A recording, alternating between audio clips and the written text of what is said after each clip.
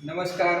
આજે શ્રી અંધ વિદ્યાર્થી ભુવન સ્કૂલમાં જે જમણ છે એ છે જૂનાગઢથી અંજુબેન તુષારભાઈ ગણાત્રા, એમના જન્મદિવસ નિમિત્તે આ ભોજન રાખેલ છે અંધ બાળકોને. તો આપણે સૌ ભગવાનને પ્રાર્થના કરીએ કે અંજુબેનની દરેક મનોકામના પૂરી થાય અને આવા નવા કાર્ય કરતા રહીએ અને જીવનમાં ખૂબ જ આગળ વધે. તો આપણે આ ભોજન પ્રાર્થનાથી લઈએ.